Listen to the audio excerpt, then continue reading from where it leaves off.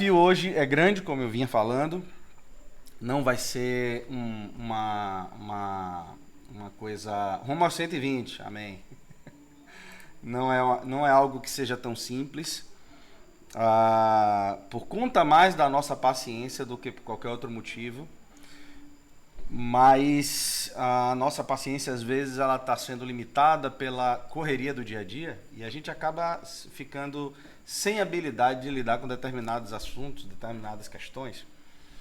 Mas, pela graça do Senhor, a gente avança hoje, em nome de Jesus, rumo à nossa terceira aula. Vou compartilhar logo aqui a minha tela, os slides, para que vocês possam ter acesso ao material. Vamos lá, cadê? Pronto. Bem, espero que esteja tudo aí diante de você. Hoje, se você está com sua Bíblia na mão, a gente vai ler alguns textos importantes, né, para o nosso assunto e oremos, né, pedindo ao Senhor que o Senhor nos conceda a graça. Deixa eu ver o panorama. Aqui. O pensamento de Marx. Esse é o título de nossa aula hoje. Vamos tratar um pouquinho do pensamento dele, mas antes de entrar no pensamento de Marx propriamente dito, a gente vai ver alguns temas que a gente vai abordar, se o Senhor permitir, nesse encontro de hoje. A gente vai falar sobre o projeto de usurpação, a dialética e o materialismo. Tá? São 3 tópicos que eu pretendo caminhar por eles e para esse primeiro tópico, que é o projeto de usurpação, dentro do assunto de Karl Marx, eu quero que você tenha muito critério, muita paciência, muita atenção para compreender passo a passo os detalhes desse assunto, ok? Projeto de pode falar. Viu? Colocou pra gravar? Tá gravando? Eu não sei se o assistente tá aí hoje. Tá gravando. Boa. É porque ele tá no OBS, eu acho que ele tá no OBS, não tá pela plataforma não. Ah, massa. Valeu, sim.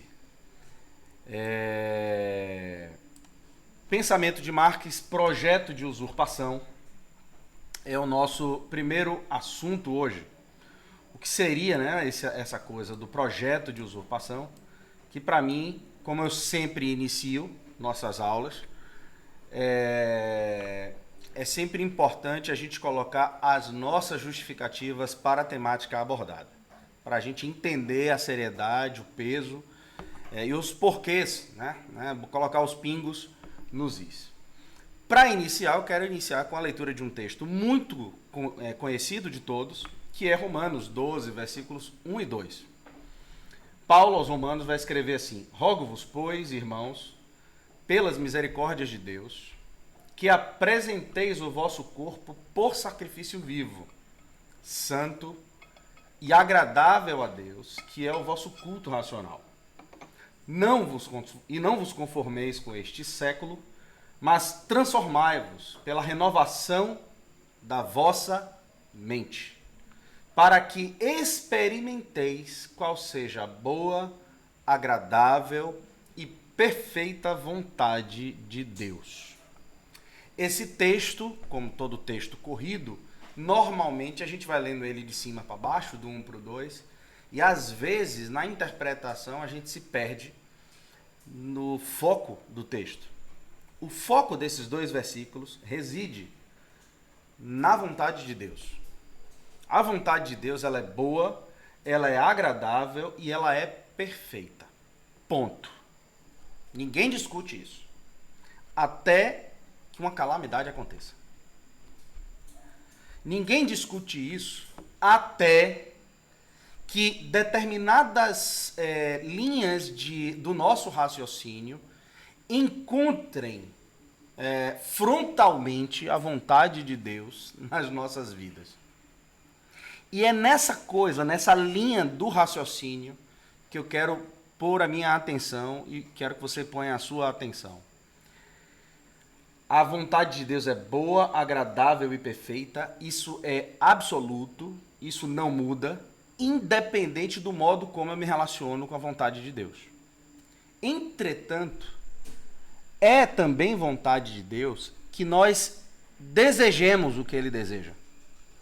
Que nós venhamos querer o que Ele quer. Deus deseja isso. Deus quer compartilhar conosco a vontade e o desejo dEle. E Ele quer trabalhar em nós a tal ponto de que a vontade de Deus também vai se tornar a nossa vontade. Mas por quê? Porque enxergamos que de fato a dele é melhor. Entretanto, muitas vezes, determinados aspectos da vontade de Deus entram em choque com os nossos pensamentos, nos conduzindo a uma má percepção de valores, a uma má percepção do que é a vontade de Deus. E aí fica tão estranho o assunto que aí às vezes a gente fala, não é possível que Deus queira isso. Isso é um processo natural da própria experiência humana, do cristão, da própria experiência do cristão. Entretanto, Satanás, sabendo que a nossa mente nos conduz a más interpretações, então vários assuntos são colocados diante de nós, de modo que a gente não consegue ver a vontade do Senhor da maneira como Deus quer que nós vejamos. A expressão que aparece no versículo 1, culto racional, no grego, se a gente fosse, assim, de maneira bem literal, a melhor expressão seria serviço da razão. Serviço racional. Deus quer que a gente apresente o nosso corpo como sacrifício vivo, santo e agradável, e isso é um serviço da nossa razão, da nossa racionalidade a respeito da nossa vida cristã. Em outras palavras, Deus quer a razão humana a serviço dele. Deus quer que a nossa razão, a nossa inteligência, a nossa cognição perceba Ele e sua vontade, tudo que dele é. Deus deseja tudo em nós. Tudo de nós, inclusive a nossa razão. E é na boa compreensão da nossa razão, olhando do ponto de vista de Deus, que então podemos enxergar a vontade de Deus como boa, perfeita e agradável.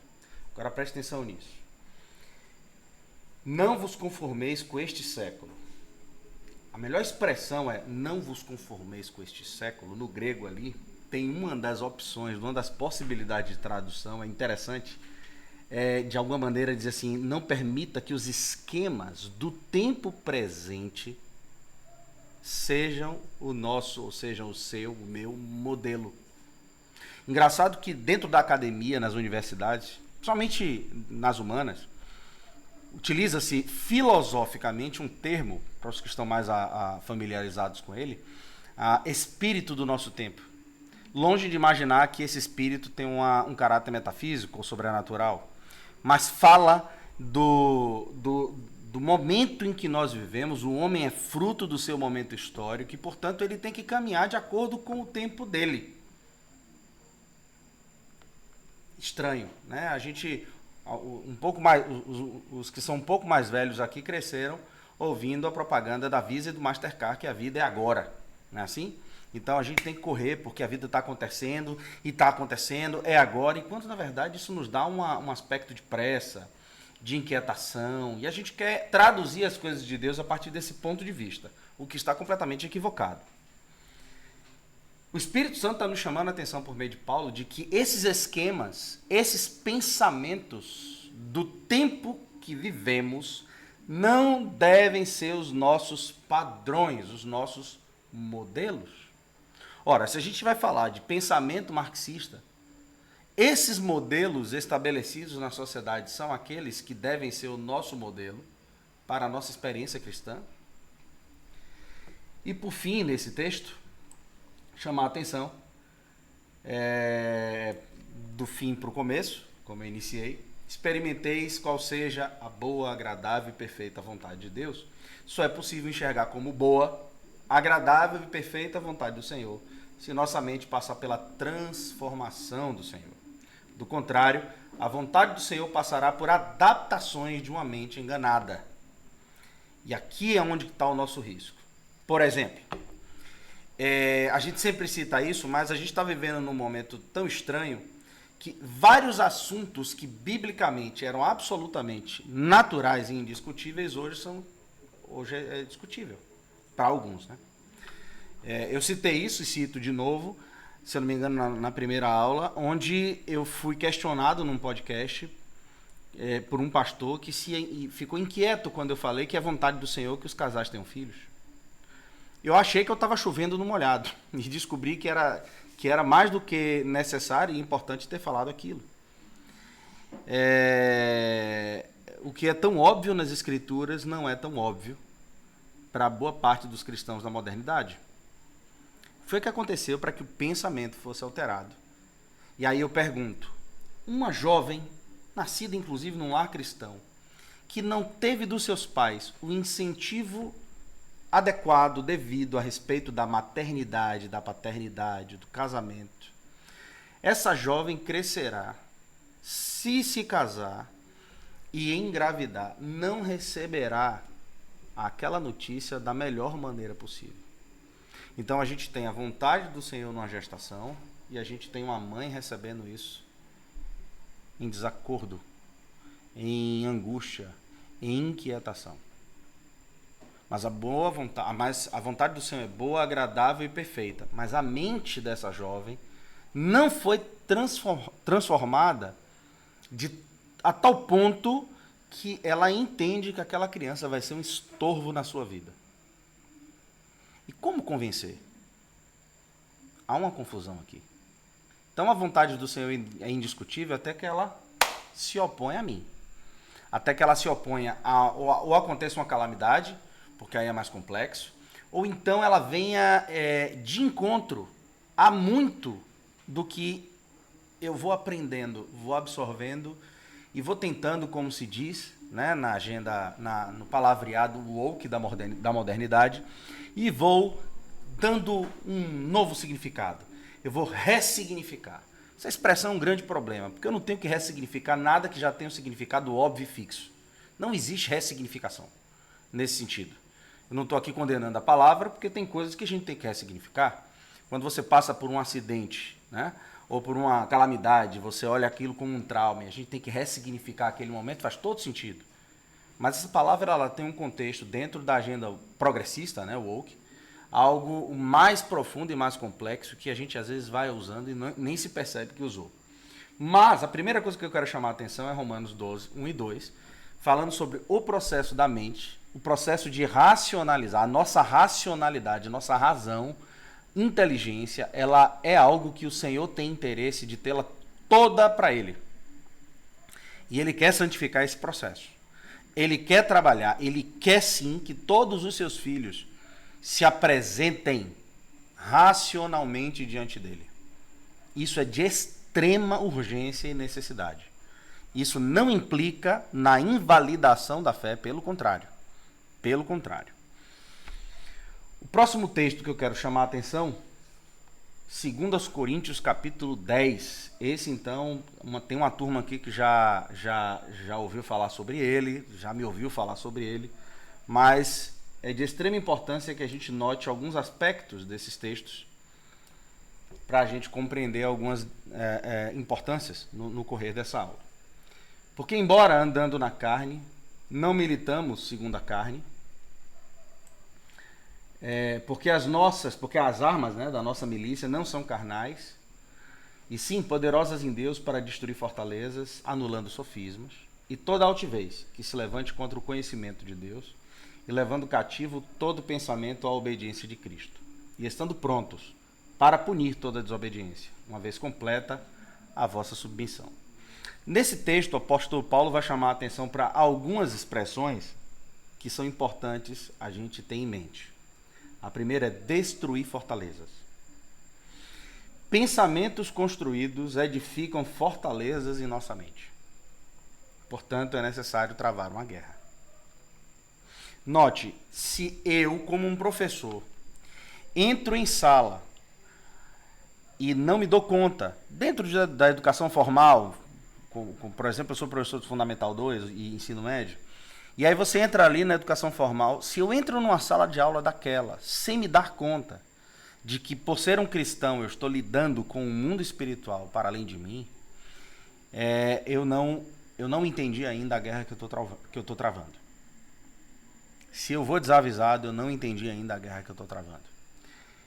Por quê? Porque existem os pensamentos construídos em nossa mente edificam, levantam um muro, às vezes um muro muito denso, fortalezas que precisam ser derrubadas pelo poder de Deus, por meio da intervenção direta do Espírito Santo, por meio dos seus filhos, nós, os seus servos. Essas fortalezas precisam cair para que aqueles pensamentos possam ser substituídos por novos pensamentos. Observe que isso aqui que eu estou falando é aplicável em muitas áreas profissionais, em muitas ciências acadêmicas. Eu, como um professor de teologia, um professor de história, um professor de filosofia, tanto posso aplicar isso quanto pode aplicar dentro de um consultório um psicólogo. Ele e o Senhor. Então ele vai se encontrar com o paciente, então ele ora antes. E ele entende que determinados pensamentos, edificados como fortalezas, precisam ser rompidos pelo poder de Deus. E eu preciso entrar nesse assunto devidamente munido com as armas que me estão disponíveis. Só que no assunto que nós estamos tratando, a palavra sofisma aparece aí no texto, na tradução, na RA, na Revista Atualizada. A palavra sofisma é bem interessante porque ela trata de uma escola filosófica, lá do século V a.C. Essa escola filosófica, ela tinha, né, a argumentação, ela defendia que a ideia, né, o objetivo de produzir a ilusão da verdade. Assim eram os sofistas, que embora simule um acordo com as regras da lógica, apresenta na realidade uma estrutura interna inconsistente, incorreta e deliberadamente enganosa. Deliberadamente. É interessante porque assim, os sofistas eles eram muito claros em dizer: eu não estou preocupado com a verdade, porque ela não existe. A verdade ela é circunstancial. Naquele momento ela é verdade, amanhã pode não ser. Para mim é verdade, mas para fulano não é. E que esse argumento sofista, né, que já na sua base filosófica ela é problemática, é a que reina, é a que vigora nos dias atuais. Portanto, eu quero que você entenda uma coisa. Enquanto a gente fala de filosofia, história, psicologia, matemática, medicina, engenharia, enquanto a gente está usando esses nomes, as escrituras falam de pensamentos que constroem fortalezas, elaborando, né, espíritos que elaboram raciocínios que produzem a ilusão da verdade, mas não é verdade. Parece, mas não é. E aí no final, Paulo vai dizer, levando cativo todo pensamento, ou seja, todo o nosso pensamento deverá ter o crivo de Cristo como molde. E depois, uma vez exposto, colocado diante do Senhor, esse pensamento deve se submeter à obediência do Senhor. Isso tudo implica necessariamente na minha responsabilidade em, o tempo todo, fazer o devido escrutínio dos meus pensamentos e permitir que o Senhor faça isso. Às vezes eu faço isso, às vezes na comunhão da igreja, do corpo de Cristo, um irmão faz isso por nós, nos ajuda às vezes de maneira equivocada, ou às vezes de maneira inocente, sem saber que está tocando as nossas próprias controvérsias. E o Senhor vai trabalhando isso na gente. O que eu estou querendo chamar a atenção é que esses aspectos que a gente poderia dizer que eles eram meramente acadêmicos, eles não são. Eles são, do ponto de vista das escrituras, espirituais. Então, Romanos 12 fala sobre entender a vontade de Deus e para entendê-lo eu preciso ter a minha mente renovada. A minha razão, a minha inteligência precisa ser voltada para Deus. 2 Coríntios 10 vai falar que existem fortalezas produzidas, por exemplo, por sofismas, mas que precisam ser submetidas à obediência de Cristo quando eu cativo, né? quando eu levo minha mente cativa à mente de Cristo. E, mais um pouco à frente, 1 Timóteo 4, aqui tem algo muito interessante. 1 Timóteo 4, do 1 ao 5, diz assim: ora, o Espírito afirma expressamente que, nos últimos tempos, alguns apostatarão da fé, por obedecerem a espíritos enganadores e a ensino de demônios. Pela hipocrisia dos que falam mentiras e que têm cauterizado a própria consciência, que proíbem o casamento e exigem a abstinência de alimentos que Deus criou para serem recebidos com ações de graças pelos fiéis e por quantos conhecem plenamente a verdade. Pois tudo que Deus criou é bom e recebido com ações de graças, nada é recusável, porque pela palavra de Deus e pela oração é santificado. Quero chamar a atenção para algumas expressões desse texto de 1 Timóteo 4, do 1 ao 5. Apostatar da fé relacionado aos últimos tempos está intimamente entranhado com espíritos enganadores, ensino de demônios dos círculos cristãos. Demônios sentam-se livremente, às vezes, para ensinar muitos de nós seus sofismas, suas mentiras que parecem verdades. O melhor exemplo, não vou entrar nele, mas o melhor exemplo disso está lá no Jardim do Éden, Adão e Eva e a serpente. Tá? O que eu quero chamar a atenção, insisto, é que para nós, muitas vezes, esses assuntos são acadêmicos, é mera teoria, mera filosofia. Não, a gente não precisa tratar dessas coisas. Não tocamos nem nessas coisas nos nossos púlpitos. Não, porque é um assunto que tem a ver com as universidades. Sério? Paulo vai dizer que espíritos enganadores promovem seus ensinos no meio dos círculos cristãos. Tá? Porque Paulo está escrevendo a Timóteo que está no meio do ambiente da igreja. É simples assim. E aqui tem algumas expressões que são bem interessantes, porque assim, olha a expressão que o Espírito Santo vai escolher, que proíbem o casamento. Hoje eu fui dar uma futucada e fui verificar no grego a expressão proibir. E eu descobri algo bem interessante, que a palavra no grego usada aqui, proibir, ela pode ser traduzida de diversas formas. E olha que interessante, ela pode ser traduzida como evitar o casamento, prevenir-se de casar, é uma outra tradução, impedir casamento, portanto proibir, mas impedir para não sofrer. Essas são as possibilidades de tradução. Porque quando a gente fala proibir o casamento, fala a verdade. A gente fala assim, ainda não chegamos nesse ponto. As igrejas cristãs não chegaram nesse ponto de proibir casamento. Não. Nesse ponto ainda não, no modo geral. Mas desencorajar, ou seja, não incentivar, evitar que se casem,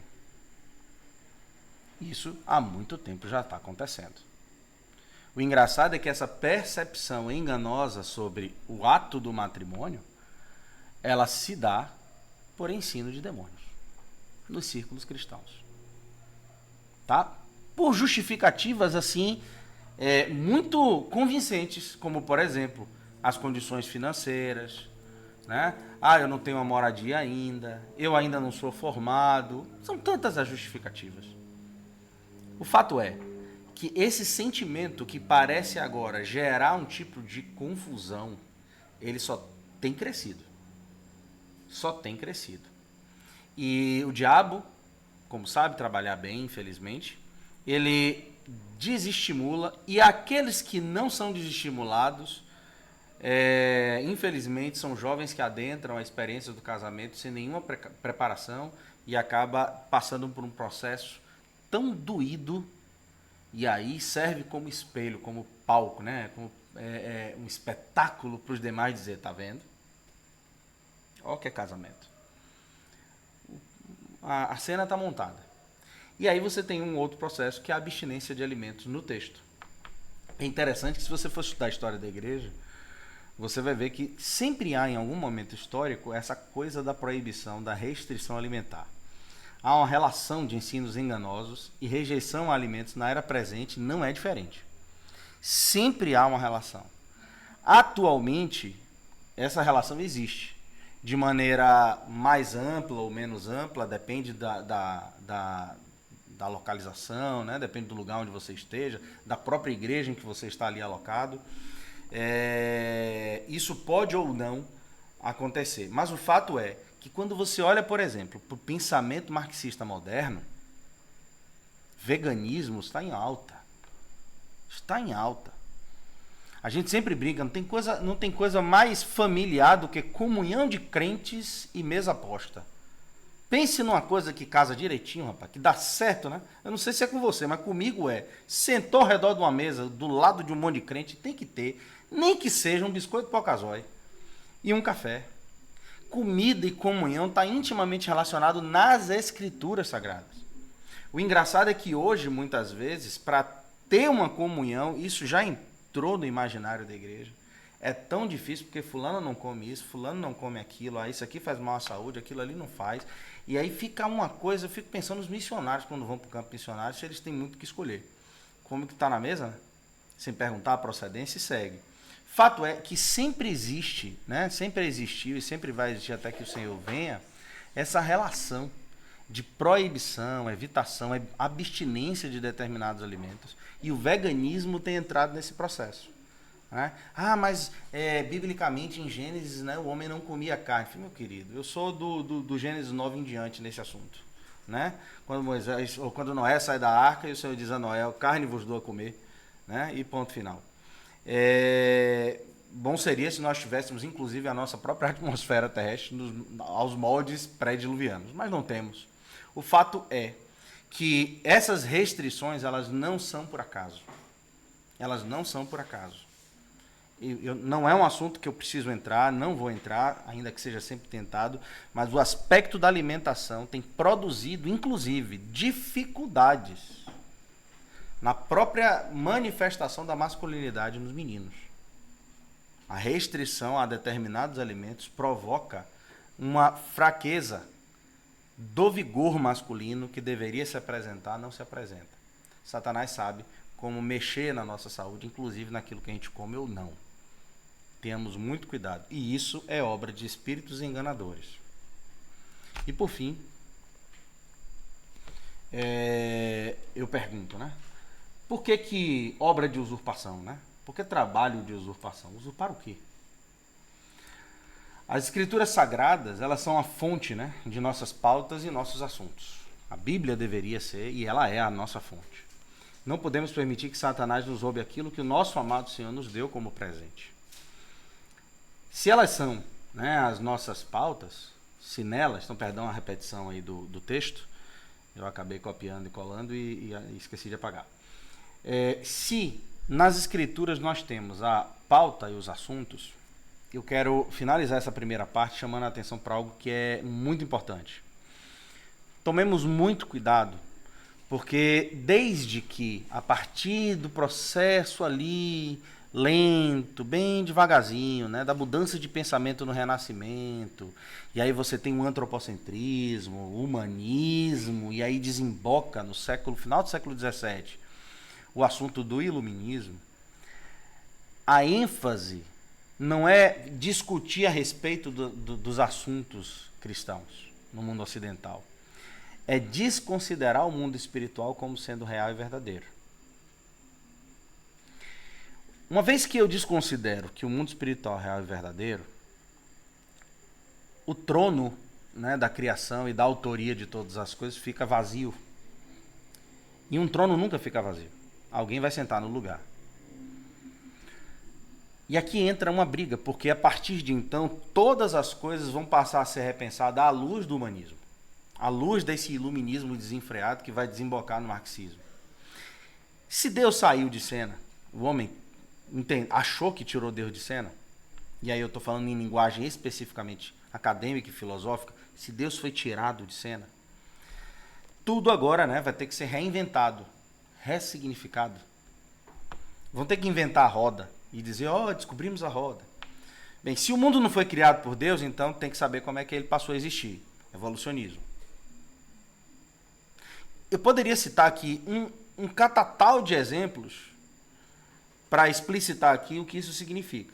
Mas eu acredito que já tenha ficado compreensível. preste muita atenção nisso.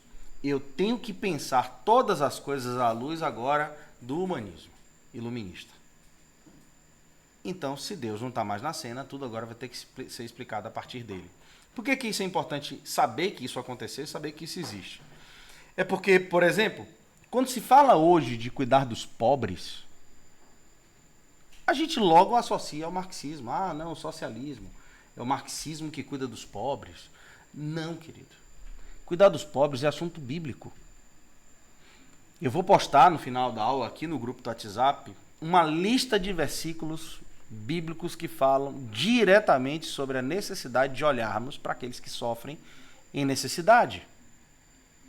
Então, o assunto de cuidar dos pobres não é acadêmico, filosófico, uma teoria marxista. O assunto de cuidar dos pobres é da igreja. E a gente deixa que Satanás usurpe aquilo que é próprio da vida cristã. Por exemplo, o assunto da valorização da mulher é um assunto bíblico. Não é um assunto extra-bíblico. Não foi alguém que, em algum momento da história, alguém falou assim, as mulheres estão sendo mal pensadas, né? Estão sendo violentadas. Querido, nenhum livro na história tratou com cuidado da mulher como as escrituras tratam.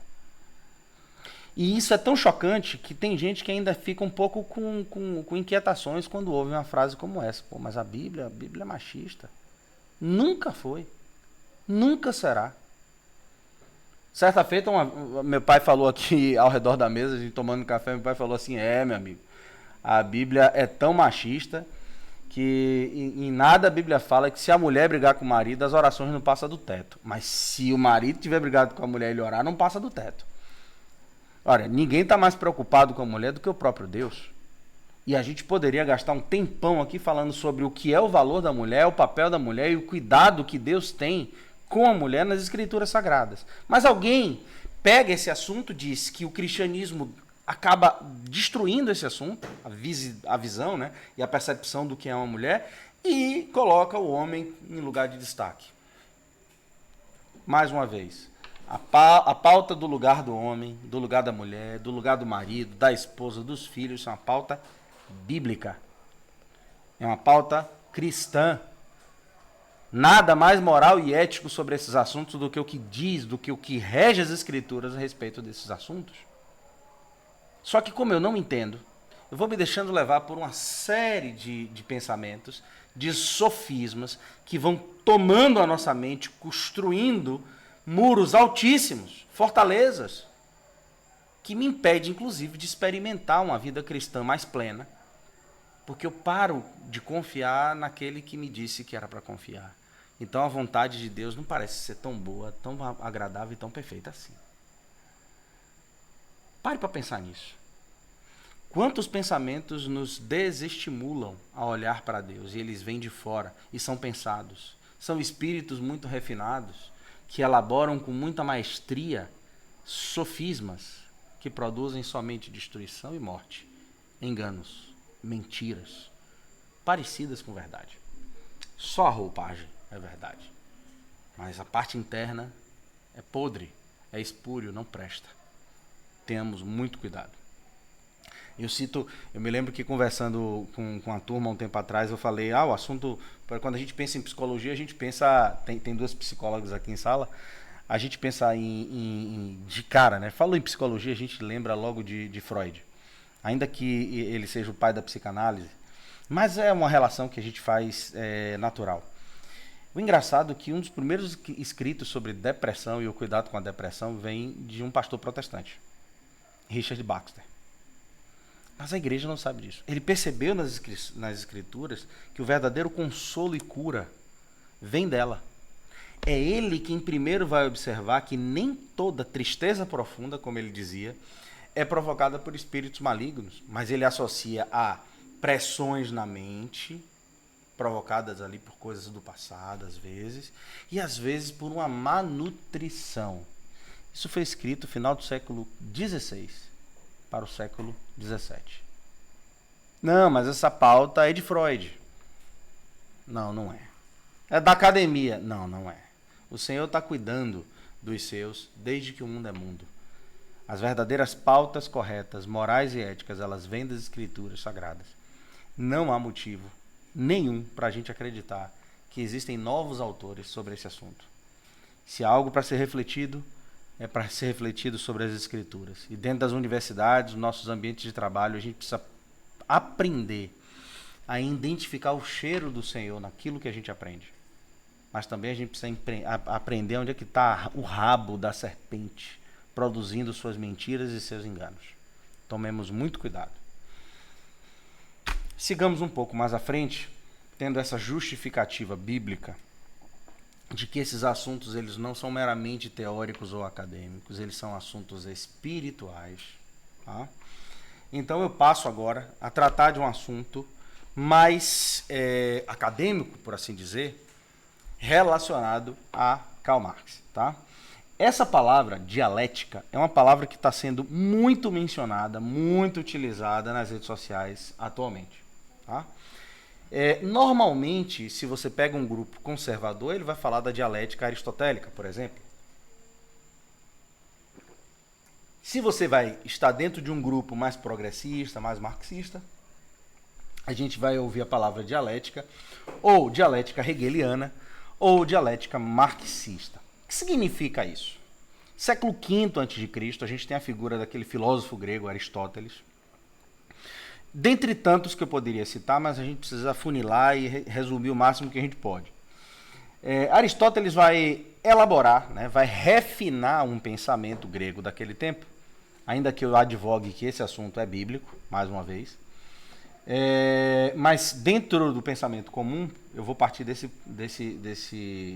eu vou nesse ponto de partida. Dialética nada mais era, dentro do mundo da filosofia grega, né, do mundo grego clássico, a ideia de que os pensamentos, as ideias, as discussões, elas deveriam, né, aquilo que a gente acredita, essas crenças, elas deveriam passar por determinados processos a fim de alcançar a verdade. Como é que se alcança a verdade? Então você, dentro da dialética clássica, você vai ter a proposição, né, a proposta de uma tese, você tem uma afirmação, chamada de tese, e você vai colocar uma negação a essa afirmação, uma antítese, uma antítese, uma tese e uma antítese. Você afirma uma coisa e aqui você vai negar essa coisa de propósito para poder você chocar essa afirmação o máximo que você pode com contra-argumentos, de modo que na ruptura dessa tese, no confronto com a antítese, você nasce dali o que ele chama de síntese. Então você vai perceber que essa tese ela passou por modificações a partir do momento que contraposições vieram. Esse confronto aperfeiçoou a tese, agregou partes da antítese, gerou uma síntese. E a partir desse processo, você pode então, pouco a pouco, alcançar a verdade. Que do ponto de vista da Grécia clássica, ela existe. E ela é absoluta. Tá? Eu estou falando de maneira muito panorâmica. Tá? Muito panorâmica. Vamos lá. Isso é dialética, no sentido mais resumido que eu posso fazer, dentro da Grécia clássica. Tá? Da filosofia grega clássica. Esse é um pensamento dialético, aristotélico. Por que isso é importante para a gente? Porque no final do século XVIII, início do XIX, uma figura vai aparecer e vai se destacar de tal maneira que ele hoje ainda é considerado um dos maiores filósofos, né, do século XIX, e tendo ali o impacto de suas obras de maneira assim até hoje utilizadas no mundo, né, nas academias, que é Hegel. Hegel é essa figura aí que está pintada nessa imagem.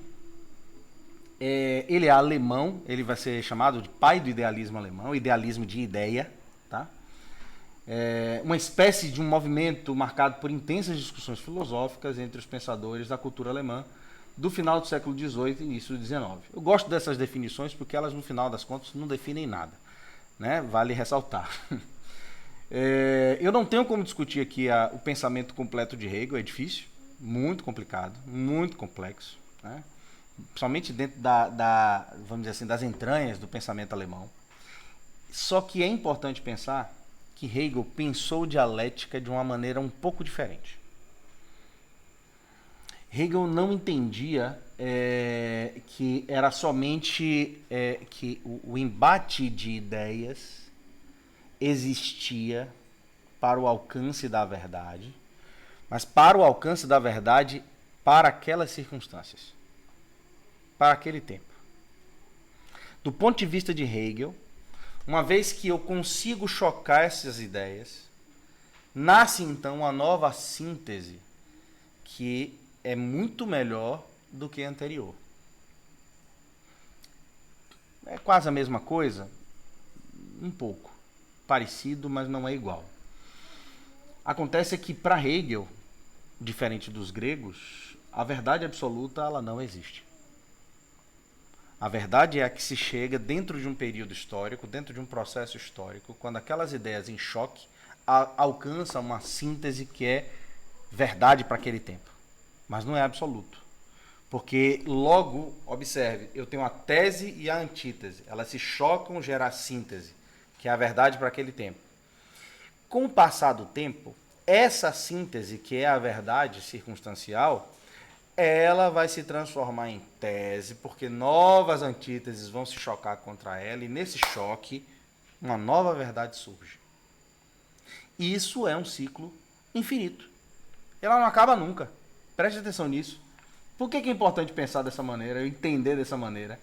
É que a verdade absoluta não existe, ponto. Não adianta ficar procurando verdades absolutas e verdades universais, elas não existem. E o embate, né, das ideias sempre vai existir, e para Hegel, a síntese que surge de uma dialética idealista, né, ou hegeliana, ela é sempre melhor do que a anterior.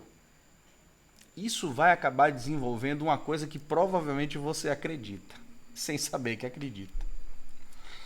É que no progresso está a nossa esperança. Porque com certeza os tempos que estão por vir são melhores. E hoje esse é um pensamento muito paradoxal, porque os progressistas creem nisso e não creem nisso ao mesmo tempo. É um negócio confuso danado.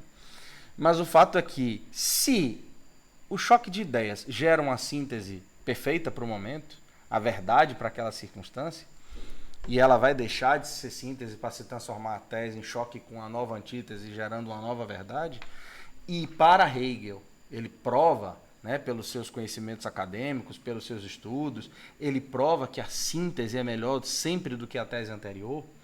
Então, sempre que houverem choques de ideias, uma outra nova melhor vai surgir. A gente gosta de usar esses argumentos hegelianos, por exemplo, não, tem que haver um choque de ideias num debate democrático. É falácia pura, porque no final das contas nem houve embate de ideias. Né? A rigor, somente em se tratando de cultura brasileira, não existe embate de ideias. Não existem nem regras aplicadas, né? Porque existem regras para o debate. Nós nem as conhecemos aqui no Brasil. Portanto, não existe debate democrático no Brasil. Ponto. Não existe debate de ideias. Ponto. Às vezes o choque de duas ideias gera uma síntese pior do que a tese e a antítese. Isso está provado na história. Mas Hegel ganhou muita notoriedade e Marx conheceu. Ele é contemporâneo a Hegel. Então, para Hegel, o resultado, devemos sempre insistir no embate das ideias a fim de alcançarmos uma melhor síntese. E acredite, dentro do próprio ambiente cristão, essa coisa do debate de ideias ganhou destaque e, inclusive, há muito tempo, estou falando de muitos anos, que a igreja adentrou na ideia de que o ambiente da igreja é e tem que ser um ambiente democrático. E isso é muito complicado. Muito complicado. Por quê? Porque não existe democracia quando se trata da vontade de Deus. Não existe democracia quando a verdade é absoluta e Deus diz, é assim. E aí você pode dizer, não, mas isso parece ser óbvio. Mas existem assuntos sendo discutidos hoje no meio cristão que jamais seriam no passado. Então, é complicado. Hoje, esses assuntos acabam entrando, nós acabamos que a gente acaba que a gente absorve essas coisas e a gente quer traduzir isso na nossa própria experiência cristã. A consequência do hegelianismo, de um modo geral, é a ideia de que no progresso a gente vai encontrar uma melhor opção de futuro. E aqui, a última observação aqui nesse resumo, se as ideias caducam, né, se as sínteses caducam no choque com as antíteses, é inquestionável, a tradição é inquestionavelmente sempre ultrapassada. Parou para pensar nisso? Eu já ouvi expressões do tipo, é sério que você defende o casamento? Você está em 2024, cara. Já tá ultrapassado isso. Né? A gente tem que atualizar a Bíblia. Você já deve ter ouvido essa frase recentemente. Entende? Da onde é que vem essa ideia de que a tradição... Eu não estou falando do tradicionalismo, irmãos. Tá? Eu vou usar uma frase que define bastante bem isso. Tá? Tradição é a fé viva dos que morreram. Tradicionalismo é a fé morta dos que ainda vivem. Então eu estou falando da tradição bíblica. Né? Quando Salomão vai dizer isso em Provérbios, vai dizer isso em Eclesiastes, não demovais os marcos antigos. Existem coisas que foram postas ali que não devem ser removidas. Mas Hegel disse que o choque de ideias nos dá uma esperança de futuro melhorada, ou melhor. Eu não sou hegeliano, a Bíblia não é hegeliana. A palavra do Senhor não passa, ela é a mesma ontem, hoje e será a mesma para sempre.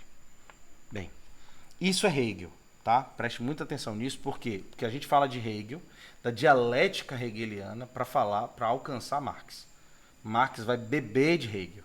Por um bom tempo, Hegel era a principal e maior referência acadêmica para ele. Até que, como ele tinha essa alma, né, que é pouco orgulhosa, Hegel se tornou um pigmeu, ele chama, um pigmeu. Um pequeno, um anão, ele chama Hegel. Porque, com certeza, Marx tinha alcançado uma percepção melhor do que a dele. Uma outra figura que a gente vai mencionar aqui, então, a gente falou de dialética clássica e a adaptação disso, né, no século XVIII, XIX, por Hegel, que é o hegelianismo, a dialética hegeliana, a dialética de Hegel.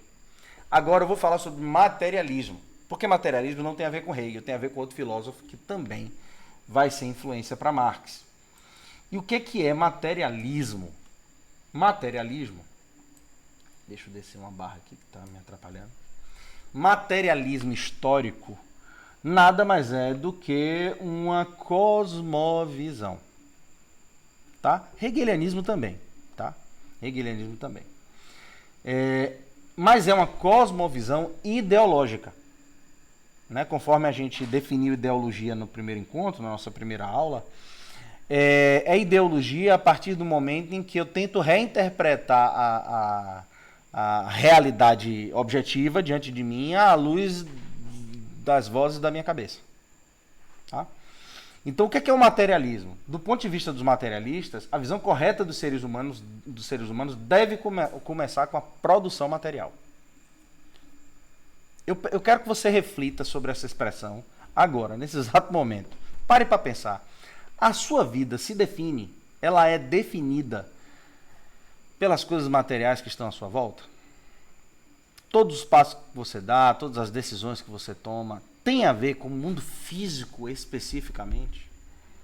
Dentro de uma sala de aula, onde eu tenho maciçamente crentes em Cristo Jesus, essa pergunta é um pouco descabida, né? Mas para o materialista, o mundo espiritual não existe. Então, todo o nosso ponto de partida, a nossa cosmovisão para interpretar a realidade, o mundo, os seres humanos, as coisas, A produção material, aquilo que é palpável, tangível, visível, audível, isso é o nosso objeto de interesse. A maneira como os seres humanos correspondem às suas necessidades materiais determina todo o restante. Olha o ponto de partida. Preste atenção aqui. As ideias, incluindo as ideias religiosas, são respostas à realidade material. Preste atenção. Preste atenção. Que horas são? Ah, tá. As ideias, incluindo as ideias religiosas, são respostas à realidade material. Eu vou falar essa frase de outra maneira.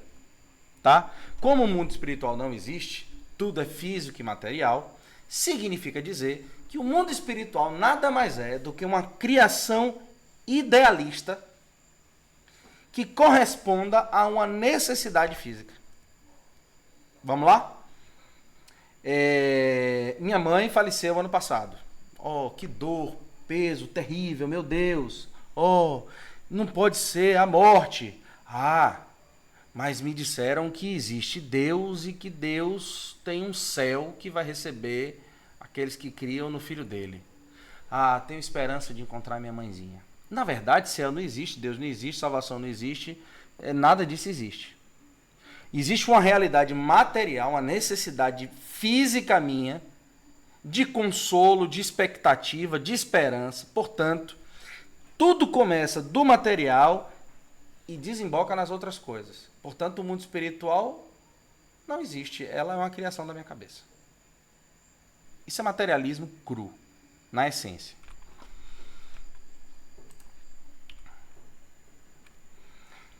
Então vai surgir, ainda lá no século XIX, essa figura aqui, no final do XVIII, início do XIX, Ludwig Feuerbach. Feuerbach, ou materialismo feuerbachiano, ele era um cristão, vai ser aluno direto de Hegel, vai ser amigo de Marx. Ele era um pouco mais velho do que Marx, talvez aí uns 10 ou 16 anos mais velho do que Marx. Ele vai perdendo a fé, pouco a pouco, na universidade, até escrever seu primeiro livro, Pensamento sobre Morte e Imortalidade. Ele não teve coragem de expor o nome dele, foi anônimo. Mais tarde se descobre como sendo obra dele. E é quando ele vai desconsiderar toda a possibilidade da existência do mundo espiritual. Tá? Feuerbach é um filósofo. Fala-se de Feuerbach dentro da academia. O pensamento feuerbachiano é um pensamento muito forte. E ele vai dar conotações científicas ao materialismo. Então, para Feuerbach, os seres humanos são explicados estritamente pelo aspecto físico e material, desconsiderando-se assim a esfera espiritual e metafísica por completo. Eu estou falando de pessoas que escreveram com uma qualidade técnica absurda, com uma perspicácia ou um refinamento acadêmico muito alto. Pessoas que ganharam uma notoriedade e são pessoas que acabaram ganhando muita permeabilidade na sociedade acadêmica, no mundo todo, principalmente no mundo ocidental, óbvio. O resultado do pensamento de Feuerbach é que, ao pensar dessa maneira, a exclusão da realidade espiritual é alcançada, tendo a figura divina expulsa de qualquer tentativa de interpretação da realidade. E qual é a consequência disso? Há um vácuo filosófico, uma abertura completa para uma nova cosmovisão. E vai surgir agora uma cosmovisão nova no mundo todo. Mais uma vez, Marx teve Feuerbach como em alta conta, né? Como um acadêmico, um teórico, um pensador de altíssimo nível e qualidade.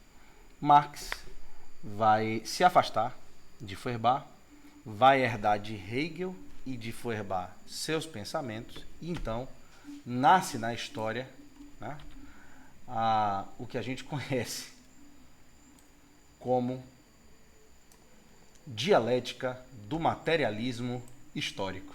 Eita, olha que maravilha. Marx conseguiu pegar os dois, bateu, tem mais um terceiro pensador que eu decidi no final das contas não tocar nele, que é o David Ricardo, que vai influenciar, apesar de ser um iluminista da área, né, da economia, ele vai influenciar Marx na ideia de valor de mercadoria. Mas eu preferi não entrar nisso, pelo menos por hora. Karl Marx, Hegel e Feuerbach. A dialética hegeliana do choque das ideias, para Marx, deveria sair do campo das ideias de Hegel. Ele achava que Hegel, num dado momento ele achou que Hegel se perdeu, e ele entende que a dialética hegeliana tem que botar o pé no terreno sólido da experiência humana, e a isso Marx passa a chamar de materialismo dialético. Preste atenção nisso aqui. As estruturas sociais é que deverão entrar em choque, de modo que novas sínteses, ou seja, novas estruturas ou sínteses estruturais possam surgir. Lembra disso. Tese, antítese, síntese. Ideias, pensamentos. Para chegar numa verdade circunstancial, relativa àquele momento. Marx fala, que negócio, isso é um idealismo. Aliás, isso era já chamado de idealismo, mas ganha uma conotação pejorativa. Um idealista. Tudo dele é no campo das ideias. Vamos para a prática. Né? O chão da fábrica. O operário está sofrendo. Enquanto a gente está discutindo ideia, o operário está sofrendo. E os donos dos meios de produção, os capitalistas, estão comendo os rins dos operários. Para Marx, sai do campo das ideias. Para com isso. Porque para Hegel, o mundo espiritual ainda existia. Para Marx vai satirizar Hegel mais tarde, dizendo que o pensamento filosófico dele era religioso, por considerar o mundo das ideias um mundo metafísico. Fala assim, ele comenta sobre Hegel que Hegel está mais para um teólogo do que para um filósofo. Então, para Marx, esquece tudo isso. Vamos pegar a dialética hegeliana, vamos traduzir e interpretá-la à luz da experiência física, do mundo tangível, e ao invés de debater ideias, vamos debater estruturas. Isso sim é a verdadeira dialética, que ele vai chamar de dialética do materialismo histórico. O que são estruturas sociais? A gente vai chegar nisso aí. No caso de Feuerbach, ele vai adaptar o pensamento de Feuerbach e vai dizer o seguinte: não havendo realidade espiritual, não existe mundo metafísico, sobrenatural. Tá? A expressão metafísica aqui é, vamos dizer assim, o mundo espiritual numa linguagem mais acadêmica ou teórica. Tá?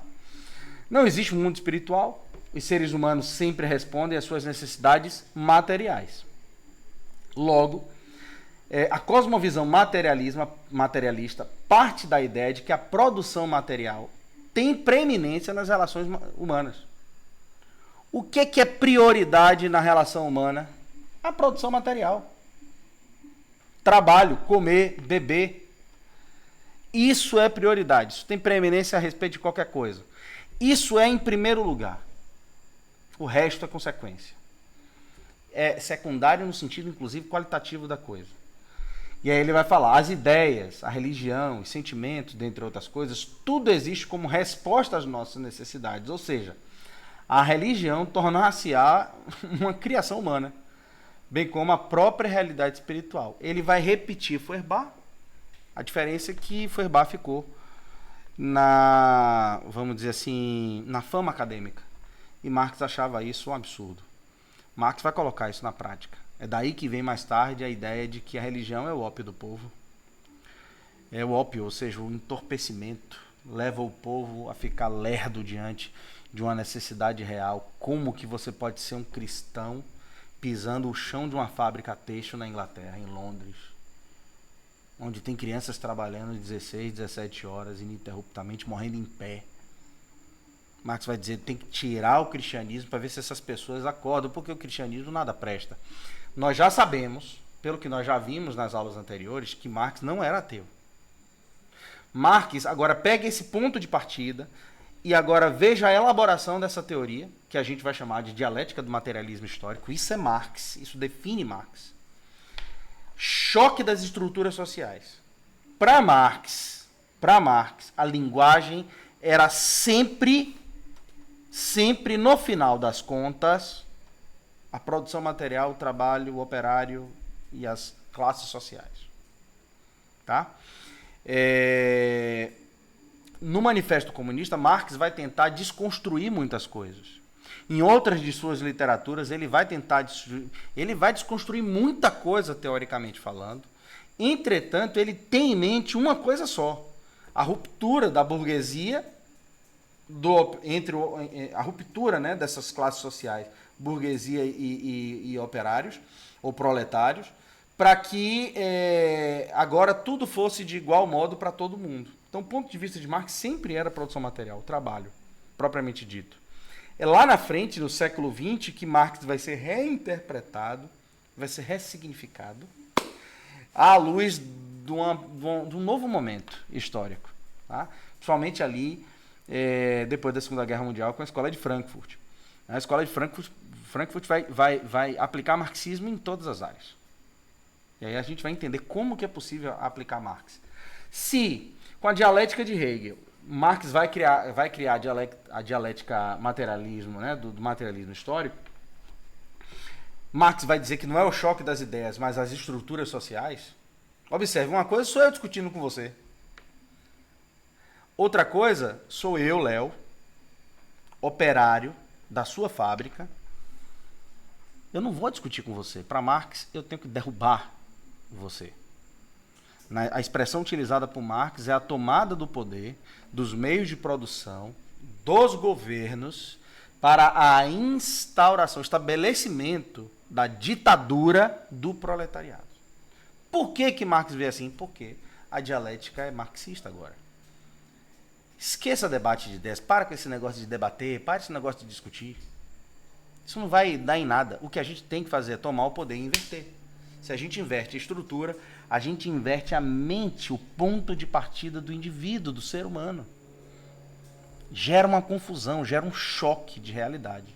Essas estruturas têm que ser desfeitas. Então, no Manifesto Comunista, você vai ver, por exemplo,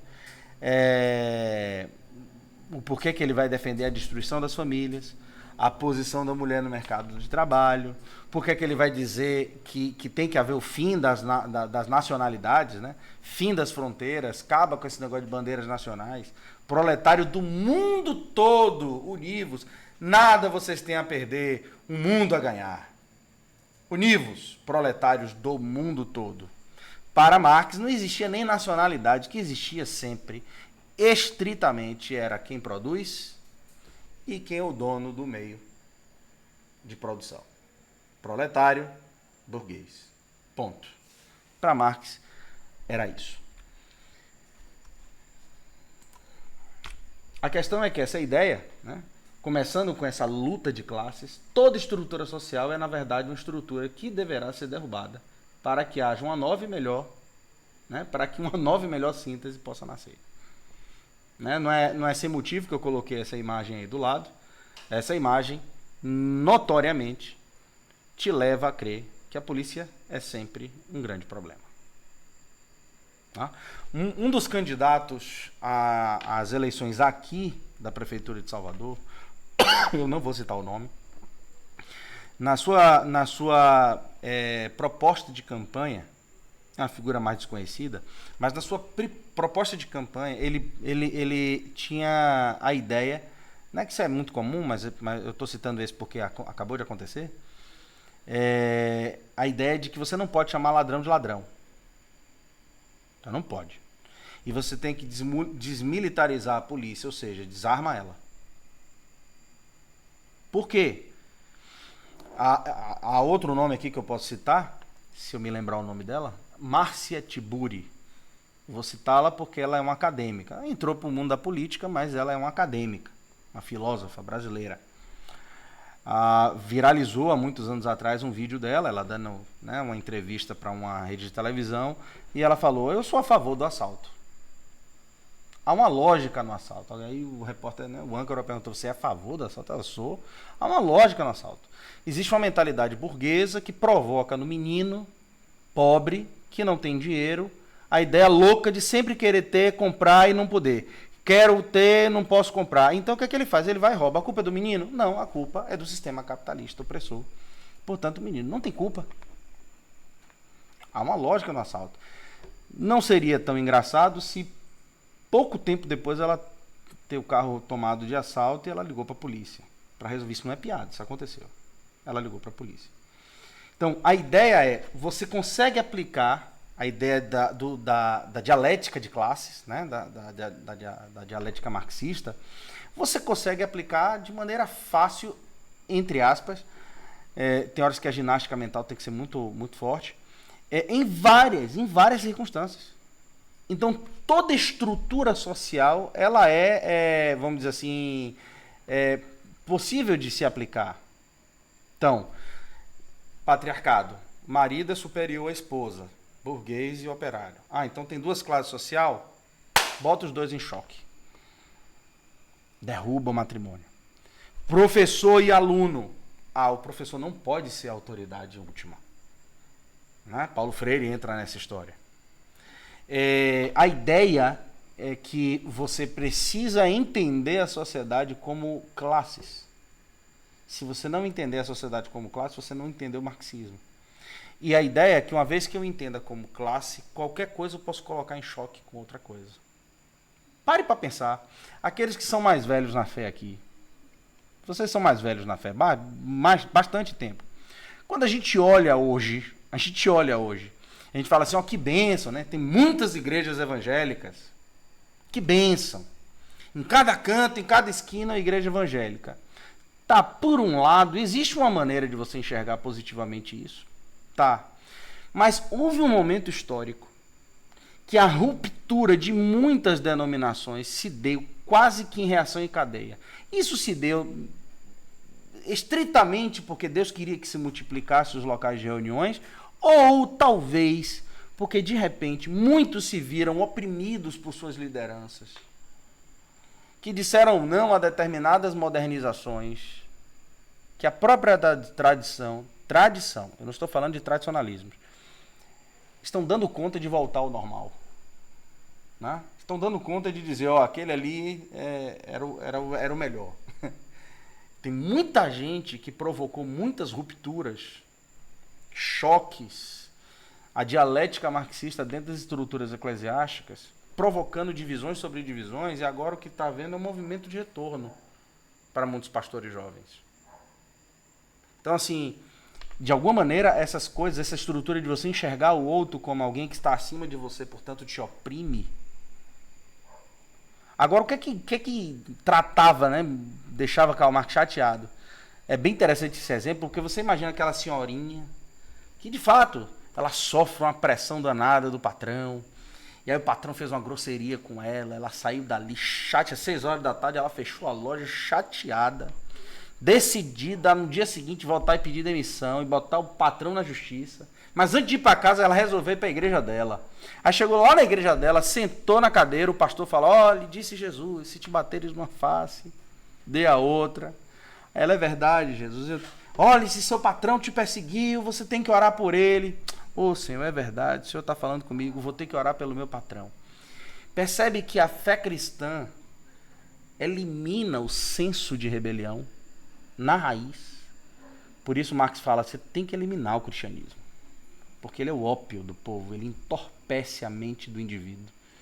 De tal modo que o senso revolucionário cai. Não pode. Nós temos que acender a chama revolucionária. Sem revolução, não há mudança estrutural, do ponto de vista de Marx.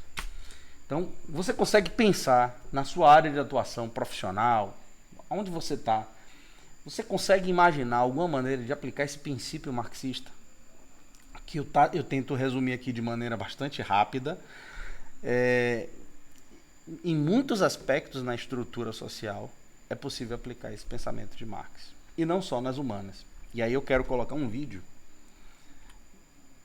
para que vocês possam... É um vídeo irônico, coisa rápida, e vocês terem uma ideia do que significa esse processo. Vou dar um exemplo interessante, é que há algum tempo atrás, né, explodiu na internet aí uma nova modalidade de você educar filhos, mais conhecido como educação positiva.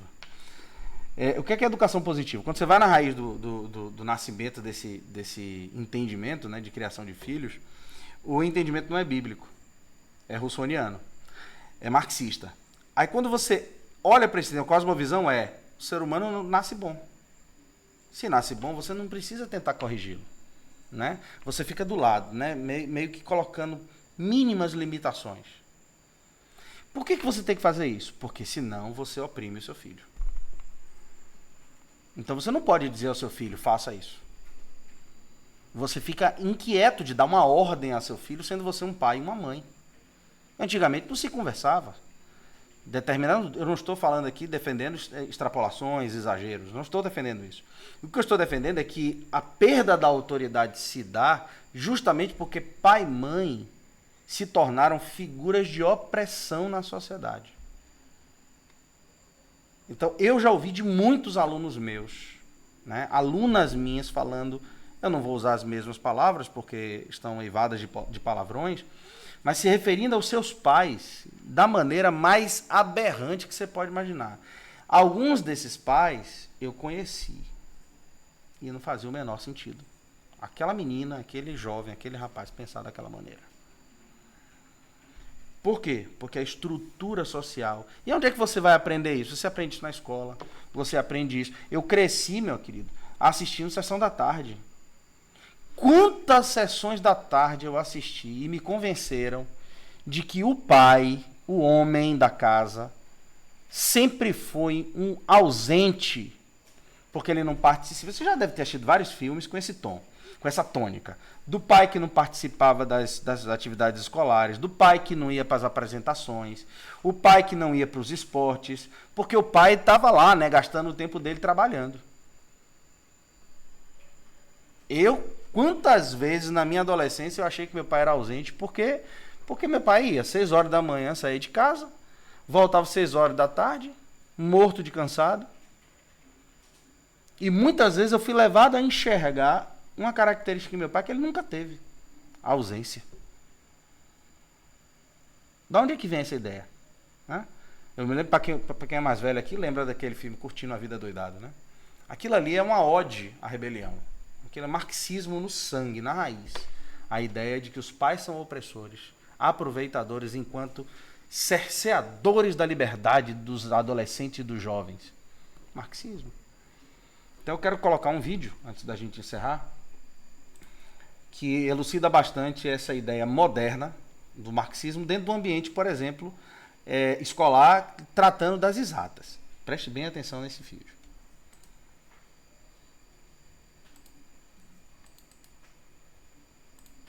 É uma sátira, tá?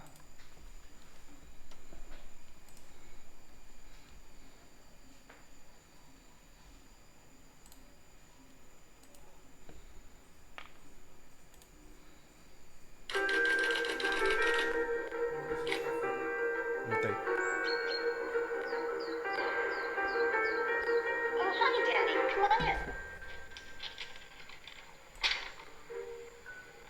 Tá aparecendo a legenda?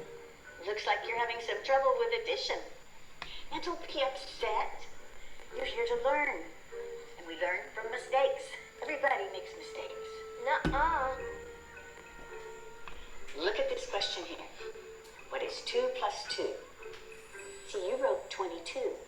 But when we do addition, we don't just put the numbers next to each other. That's stupid. All right. Now think about it this way. If I have 2 markers in this hand, and then I add the 2 markers from this hand, how many markers do I have now? 22. No, Danny, it's 4.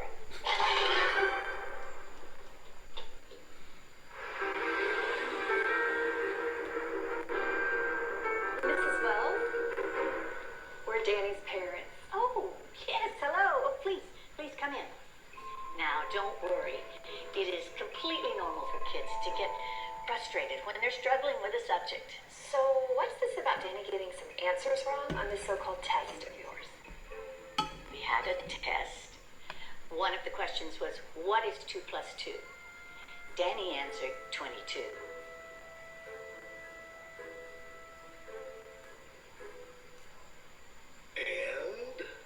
And that's not the right answer. Says who? Says math. Are you calling my son stupid? No, of course not. Who are you to say that your answer is right and that his is wrong? No. She's right. Thank you. Right out of Nazi Germany. You can't honestly tell me that you don't know what 2 plus 2 equals. You got it all figured out, don't you? You smart-ass little tramp. What are you, some kind of retard? All right. I'm sorry. I am not going to be able to continue this conversation. We're going to complain to the principal about you. Danny is a free thinker. I'll have your job, bitch. Not if you can't add 2 and 2 together, you won't.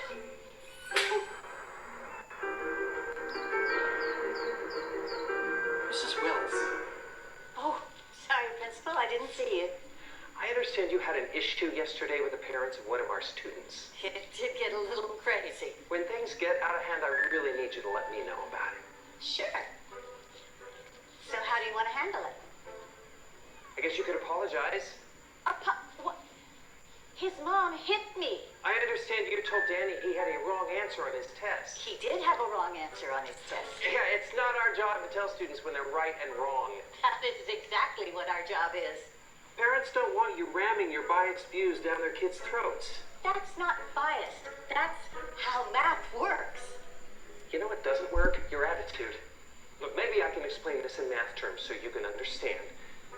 If you took all the kids in this classroom and divided them by 0, that's exactly the amount of respect you're giving them.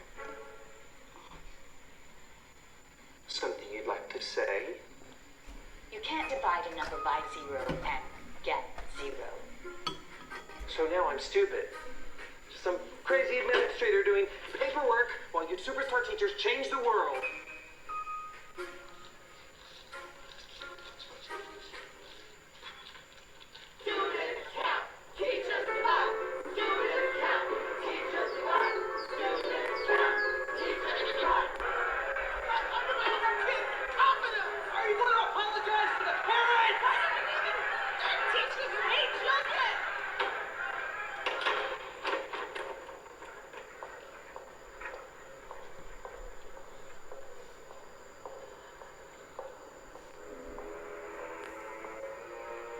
Please, have a seat, Mrs. Wells. Thank you. You know, I honestly think this will all blow over if we just wait a week or so. I'm afraid we can't do that. Why not? They're suing. For what? Emotional distress to a minor. Mrs. Wells, can you please tell the members of this board exactly when you became aware of this fiasco and the events leading up to the riot? Riot? I just told a student that 2 plus 2 equals 4. We need for you to recant that. What? Just say that you're open to the possibility there might be multiple correct answers. But that's not true. We can't let them bully us. This is so stupid. Stupid. That's your problem. Anyone who disagrees with you is stupid. There is nothing to disagree with. There is only one correct answer. For your sake, I certainly hope you have that correct answer when the media gets wind of this. I do. It's 4. I have my own answer. This school minus you equals tomorrow. You're firing me? Suspending. While you reconsider your extremist views. You brought this on yourself.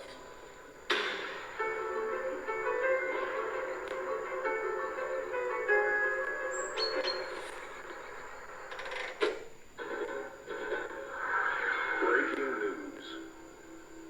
In what's being called Mathgate, an activist elementary school teacher was caught abusing her students' First Amendment rights. This is the story. Okay, so this teacher, this liberal elite, tells this innocent little first grade kid that his answer is wrong. Only her answer is acceptable. Yeah, from what I hear, she doesn't even keep these students for more than a year. After that, they all leave her and go to another teacher. It's called graduating. So it's creating some good, healthy debate in this country. Some experts say that 2 plus 2 equals 4. Others say that it's 22. No, they don't.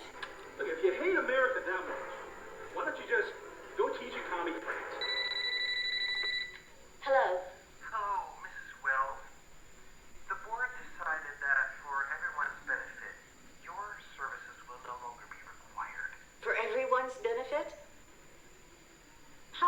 kids? I need you to come by the school tomorrow. We don't need you radicalizing our students anymore.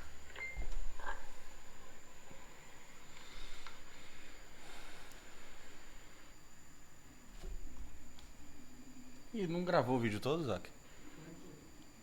Terminou aí? Não, não terminei não. Foi o vídeo que você não. Oh my god.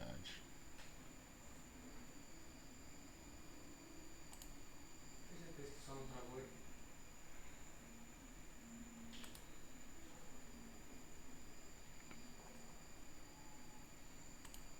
Só um minuto, peraí.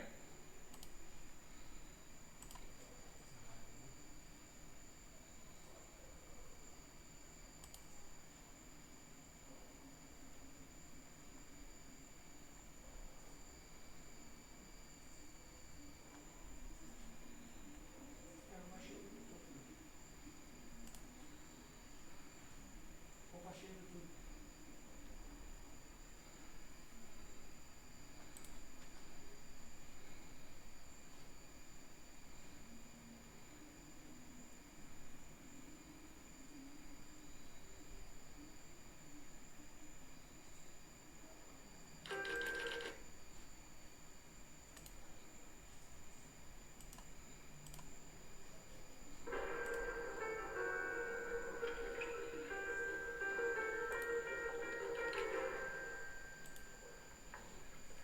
Mrs. Wells, thank you so much for coming. You know, I'm just so sorry it happened this.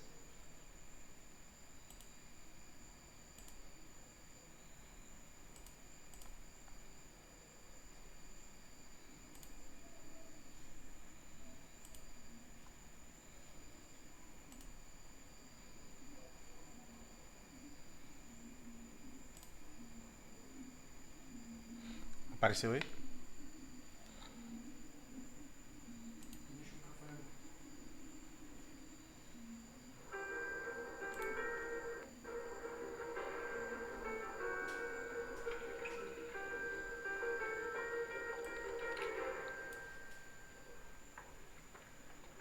Para de mexer. Thank you so much for coming.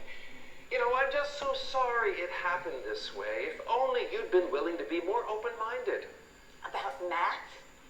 What about academic integrity? You were warned, given an explanation, and yet you persisted. But we will, of course, fulfill our financial obligations. Now, that's $2,000 for your last pay period and $2,000 for this one, so that's $4,000. Wrong. It's 22,000.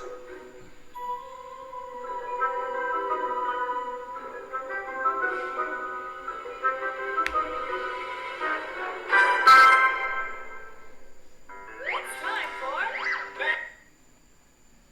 Maniacs! When you're ready to pursue, you know exactly what to do. The answer Bem, isso é obviamente um vídeo satírico, né? Mas que representa a realidade, principalmente dentro das escolas, tá? Não seria cômico se não fosse trágico. Hoje, literalmente, os professores estão amarrados, né?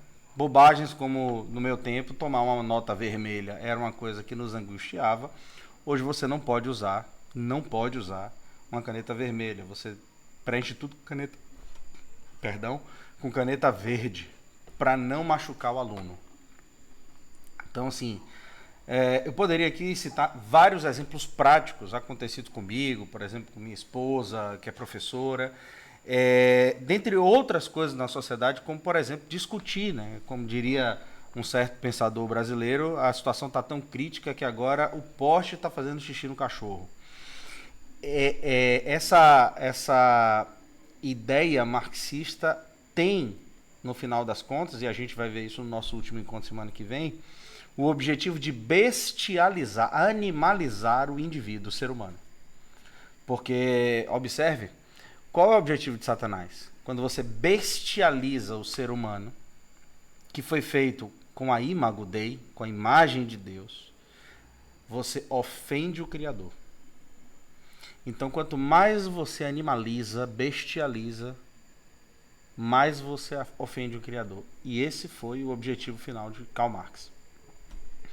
Provocar uma ruptura, provocar uma crise, revoluções, desfazer o que havia sido estabelecido pelo próprio curso da história, e não dar manutenção naquilo que já tinha se provado ser absolutamente fundamental e essencial.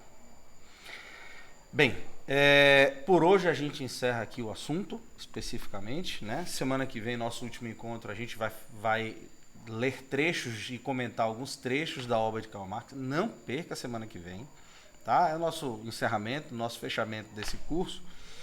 E a ideia eu tenho orado ao Senhor para que de fato Ele me ajude a transmitir isso de maneira que fique minimamente claro.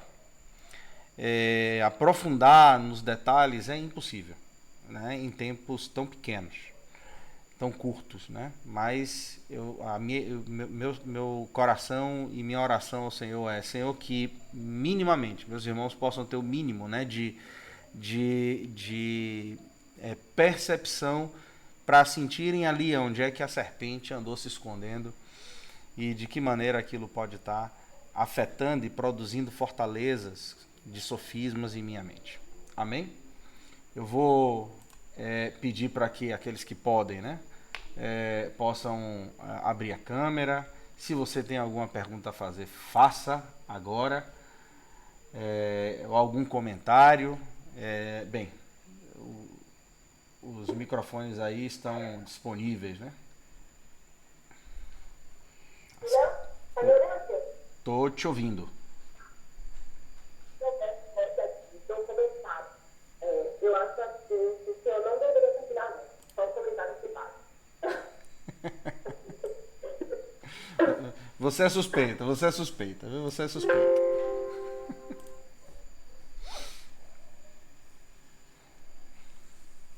Vamos lá, cadê esses corajosos aqui pra gente abrir essas câmeras?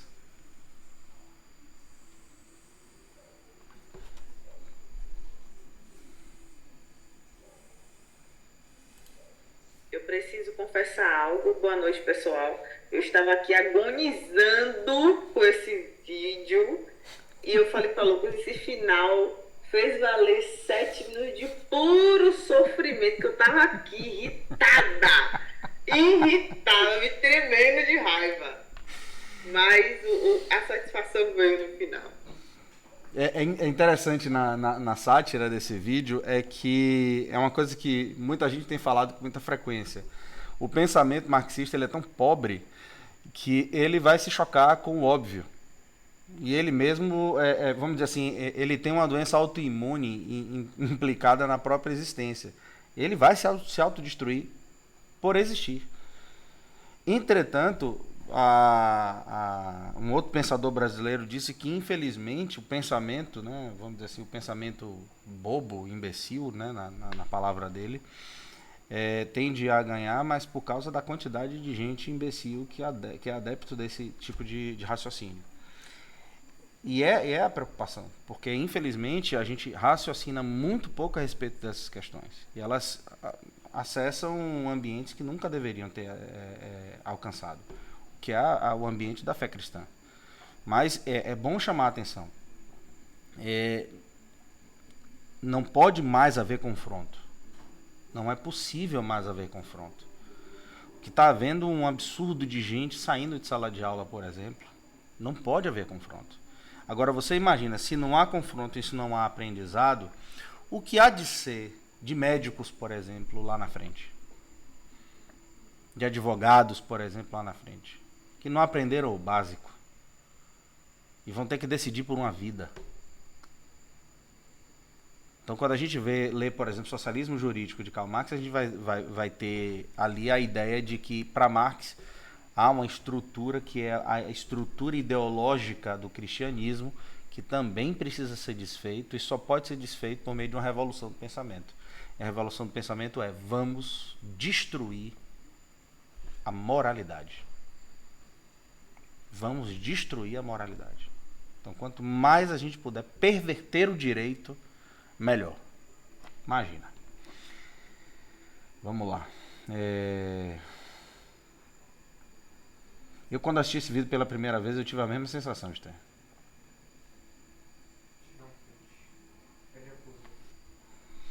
Vamos lá, cadê? Tem mais câmeras para abrir? Eu tinha só uma dúvida rápida. O senhor já ouviu falar a teoria da ferradura? Não, me falei. É uma teoria que eu já vi, foi Paulo Guedes falando, e que me parece meio dialética hegeliana. Eles falam que a teoria é que os extremos políticos, extrema-direita e extrema-esquerda, tipo, ao longo do tempo, eles vão se fechando e vai formando tipo uma fechadura, digamos assim, como se fosse um gráfico em forma de fechadura, e que ao longo do tempo os extremos vão se convergir, vão se autorregular, e no futuro vai ter menos extremo, vai ter menos polaridade, digamos assim.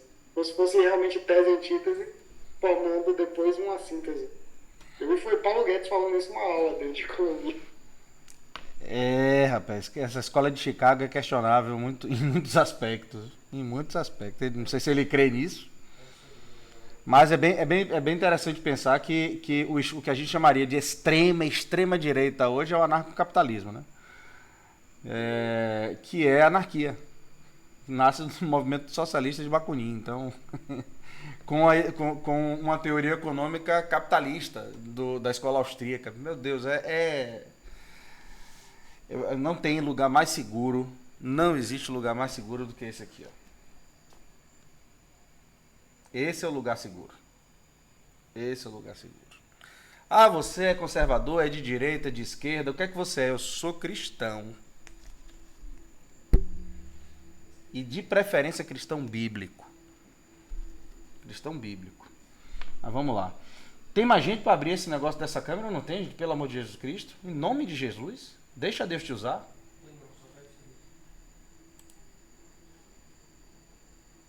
Amém. Então vamos bater essa foto, né? Como é, Isaac? Vai bater agora? Vai printar agora? Bora, todo mundo olhando para a câmera, abrindo aquele sorriso, Colgate.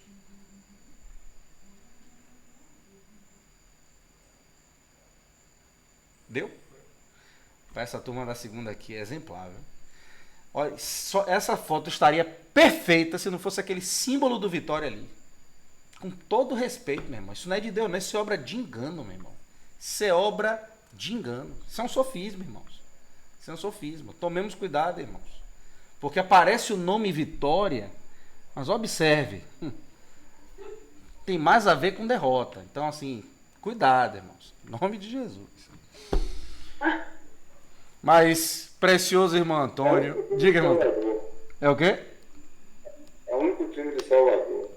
Eu tô de lá do mercado, com 10% da Inglaterra. Não, 90% da Inglaterra e 10% de mercado. O pior de tudo é que isso também é verdade, meu irmão. Agora tá com 90% da Inglaterra, parte da Arábia, enfim. O negócio tá brabo. Mas, amados... Amados, no mais, que o Senhor abençoe a vocês. Que tenham uma noite de profundo descanso. Em nome de Jesus. Copie para mim o chat aí, Isaac. Antes de fechar, viu? Pelo amor de Deus. Que a noite seja de paz e tranquilidade, em nome de Jesus. E por favor, não percam a aula de segunda-feira, para a gente finalizar esse tempo juntos. No mais, agradeço a vocês. Mais uma vez, a gente vai postar a imagem no grupo, vai deixar o grupo aberto. Se tiverem perguntas, aproveite, joga lá que a gente vai discutindo em nome de Jesus. Grande abraço, boa noite para todos vocês, em nome de Jesus. Uma semana de vitória para vocês. Uma semana de Bahia para todos, em nome de... Uma semana de triunfo. Amém. E vitória é melhor, viu? Eu acho melhor de triunfo, viu? Em nome de Jesus, mas amém. Pastor Léo, alguém fez uma pergunta no chat aí. Boa noite. Pronto. Já vou responder lá. É Peu, né? Eu vou responder lá no grupo, viu, Peu? Manda a pergunta no grupo e aí a gente continua a conversa lá. Pronto, é de discussão Deus. vai ser boa. Já pelo que eu tô vendo aqui, vai ser massa. Senhor abençoe, gente. Boa noite. Paz do Senhor. Boa noite, Léo. Boa noite, todo mundo. Um abraço. Boa noite a todos. O bom pastor continua a E essa